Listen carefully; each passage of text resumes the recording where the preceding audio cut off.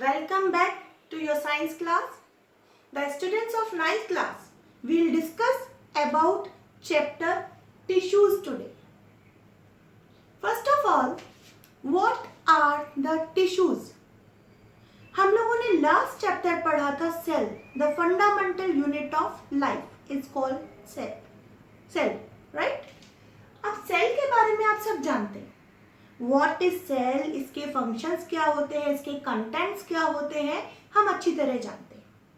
अब जो सेल होते हैं वो भी डिफरेंट टाइप के होते हैं. हमने पढ़ा था ब्लड सेल्स अलग होते हैं, मसल सेल्स अलग होते हैं, नर्व सेल्स अलग होते हैं. क्यों? क्योंकि इनके फंक्शंस अलग अलग होते हैं. सबके फंक्शंस डिफरेंट बटे हुए हैं. सबके काम अलग अलग तरह के हैं. नर्व सेल्स का काम क्या है? मैसेजेस को पूरे बॉडी पार्ट से ब्रेन तक पहुंचाना और ब्रेन से बॉडी पार्ट्स तक लाना, राइट? मसल सेल का काम क्या है? कॉन्ट्रैक्शन एंड रिलैक्सेशन, जिसकी वजह से हमारी बॉडी में मूवमेंट्स होते हैं. ब्लड सेल्स का काम क्या है? फ्लो करना. फ्लो किस लिए करना? जिससे कि ट्रांसपोर्टेशन पॉसिबल हो. ऑक्सीजन और कार्बन डाइऑक्साइड का ट्रांसपोर्टेशन, फूड का ट्रांसपोर्टेशन, हार्मोन्स का ट्रांसपोर्टेशन, पूरी बॉडी में जो ट्रांसपोर्टेशन होता है वो ब्लड सेल्स के थ्रू होता है. इसे कहा जाता है division of labour. Different type के सेल्स का काम डिफरेंट होना. अब जो ये ग्रुप होता है अलग अलग टाइप के सेल्स का, इसे कहते हैं tissues. Means the group of cells is called tissue, right? Tissues का डिफरेंट ग्रुप्स हो गए सेल्स के. ये टिश्यूज मिलकर बनाते हैं ऑर्गन्स. आपने देखा होगा हमारी जो टंग है वो डिफरेंट टाइप के सेल से बनी है. जो स्किन है वो डिफरेंट टाइप के सेल से बना हुआ है. जो हेयर्स है वो डिफरेंट है. हर टाइप का अलग अलग ग्रुप बना होता है. इन्हें कहते हैं टिश्यूज. ये टिश्यूज मिलकर बनाते हैं ऑर्गन्स. ऑर्गन्स मिलकर बनाते हैं ऑर्गन सिस्टम, जैसे digestive system, respiratory system, excretory system. ये डिफरेंट टाइप के सिस्टम्स मिलकर के बनाते हैं पूरा ऑर्गेनिज्म. यानी पूरी बॉडी जो हमारी जो फंडामेंटल यूनिट है वो है सेल. सेल से मिलकर बना टिश्यूज, टिश्यूज से मिलकर बने ऑर्गन्स, ऑर्गन्स मिलकर बनाएंगे ऑर्गन सिस्टम्स और उससे बनेगा पूरा ऑर्गेनिज्म. अब ये जो स्टडी होती है, study of tissues, it is called histology. हो सकता है शॉर्ट नोट आ जाए या हो सकता है 1 नंबर का आपका एमसीक्यू में पूछ लिया जाए. What is histology? The study of tissues is called histology. Now see tissues. Tissues are divided into 2 categories: plant tissues, animal tissues. Plant tissues is again divided into 2: meristematic plant tissues and permanent plant tissues. What are meristematic plant tissues?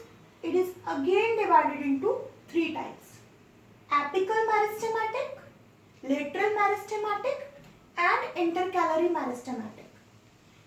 In the next topic, I will discuss about the occurrence of these 3 types of meristematic tissues. But before that, I would like to differentiate between the plant tissues and the animal tissues. Plant tissues में जो cells होते हैं, जो tissues होते हैं, वो ज़्यादातर dead tissues होते हैं, dead supportive tissues. इसी की वजह से जो plants होते हैं वो पहले आपने देखा होगा फ्लेक्सिबल रहते हैं. जैसे जैसे उनकी एज बढ़ती है वैसे वैसे वो रिजिड होते जाते हैं, बिल्कुल स्टिफ, जिसमें मूवमेंट धीरे धीरे करके पहले उसकी स्टेम में मूवमेंट कम होता है, उसके बाद में उसका धीरे धीरे करके ब्रांचेस जब थिक होती जाती हैं तो उनमें मूवमेंट कम होता जाता है. It means it has abundant number of dead tissues. जबकि एनिमल सेल्स में कंपैरेटिवली लिविंग टिश्यूज ज्यादा होते हैं. सेकेंड पॉइंट, जो प्लांट टिश्यूज होते हैं उन्हें बहुत लेस मेंटेनेंस की जरूरत होती है, जबकि एनिमल टिश्यूज को मोर मेंटेनेंस की जरूरत होती है. थर्ड थिंग, जो प्लांट टिश्यूज होते हैं उसमें स्टार्टिंग में मेरिस्टेमेटिक टिश्यूज होते हैं वो धीरे धीरे करके जब उनकी जो डिवाइडिंग एबिलिटी है वो कम होती जाती है तो वो परमानेंट टिश्यूज में कन्वर्ट होते जाते हैं। यानी इसमें डिफरेंशिएशन होता है मेरिस्टेमेटिक और परमानेंट का, जबकि जो एनिमल टिश्यूज होते हैं उनमें ये डिवीजन देखने को नहीं मिलता है, ये डिफरेंशिएशन नहीं मिलता है।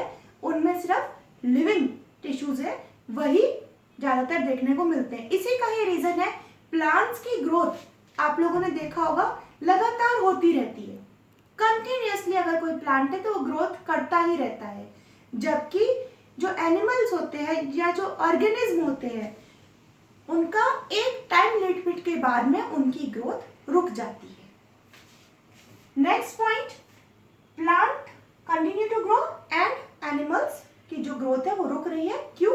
क्योंकि उनमें जो टिश्यू टाइप है वो डिफरेंट जो प्लांट टिश्यूज होते हैं उसमें मेरिस्टेमेटिक ज्यादा देखने को मिलते हैं, उसके बाद वो परमानेंट में कन्वर्ट होते हैं, जबकि एनिमल्स में वो ग्रोथ उनकी धीरे धीरे करके रुक जाती है, यानी कि वो लिविंग ज्यादा होते हैं। नेक्स्ट, प्लांट टिश्यूज में जो ऑर्गेनाइजेशन होता है टिश्यूज का वो बहुत सिंपल होता है, जबकि जो एनिमल टिश्यूज है उसमें टिश्यूज का ऑर्गेनाइजेशन कॉम्प्लेक्स होता है, राइट। कॉम्प्लेक्स कैसे? यानी जो प्लांट टिश्यूज है वो एक ही टाइप के मिल करके बन रहे हैं, उसमें दूसरे टाइप का मिक्सिंग नहीं हो रही है।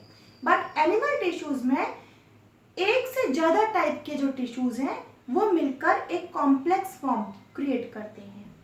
And the last point is, plants के जो टिश्यूज होते हैं उसमें स्टेशनरी हैबिट ज्यादा होती है। आपने देखा होगा, यू कैन सी प्लांट्स अपनी जगह नहीं छोड़ते हैं, जहां है वो वहीं रहते हैं, जबकि जो एनिमल्स होते हैं उनमें मोबिलिटी पावर होती है, हाईली मोबाइल होते हैं। तो ये 6 डिफरेंसेस हमको प्लांट टिश्यूज और एनिमल टिश्यूज में याद रखने हैं। Okay, now we will discuss about the meristematic tissues and its types, its occurrence. Meristematic tissues जो होते हैं ये किसी भी शेप में हो सकते हैं, ये हेक्सागोनल भी हो सकते हैं, ओवल भी हो सकते हैं, रेक्टेंगुलर भी हो सकते हैं, और इनके बीच में स्पेस बिल्कुल नहीं होता है, यानी कि ये कॉम्पैक्टली पैक्ड होते हैं। जैसे ये टिश्यूज है, हेक्सागोनल टिश्यूज है, आप देख रहे हैं इसके बीच में कहीं भी कोई स्पेस नहीं है। It means these are meristematic tissues. Meristematic tissues के आउटर वॉल एक सेल वॉल होती है, this is cell wall, one nucleus it have and cytoplasm.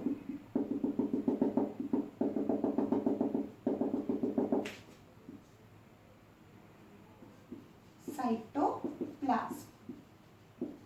A thick cytoplasm is filled into these meristematic tissues. It doesn't have space, means compactly packed. Have cell wall at the outer and have a nucleus.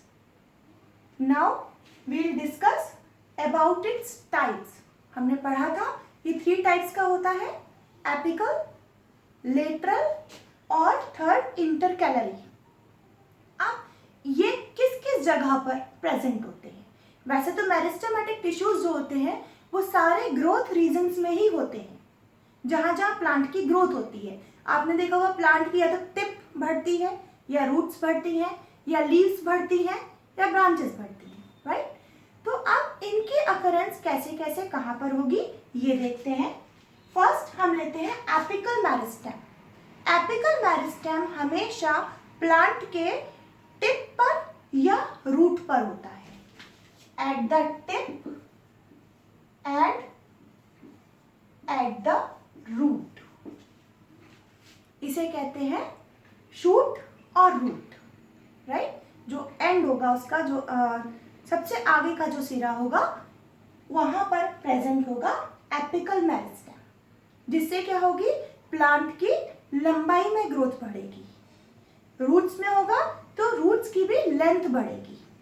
Second आते हैं हम lateral meristem पर। Lateral meristem जो है plant को गिर्थ में बढ़ाता है, यानी चौड़ाई में। जो स्टेम है, आपने देखा होगा स्टेम गोल होता है, या उसकी जो ब्रांचेज है वो भी सिलेंड्रिकल होती हैं। यानी कि ये जो लेटरल मेरिस्टेम होता है, ये बार्क के, जो स्टेम बार्क है उसके जस्ट नीचे होता है इस तरीके से, जिससे कि उसकी गिर्थ बढ़ती है। थर्ड आता है intercalary meristem. Intercalary meristem internodes पर होता है, जहां से लीफ जुड़ी हुई होती है, प्लांट से कनेक्टेड होती है, या जहां से ब्रांचेस कनेक्टेड होती हैं, जो नोड होता है उस जगह पर, वहां पर प्रेजेंट होता है इंटरकैलरी मेरिस्टेम। ये 3 टाइप्स के मेरिस्टेमेटिक टिश्यूज आज हमने क्लियर कर लिए। अब नेक्स्ट लेक्चर में हम पढ़ेंगे परमानेंट टिश्यूज के बारे में। ओके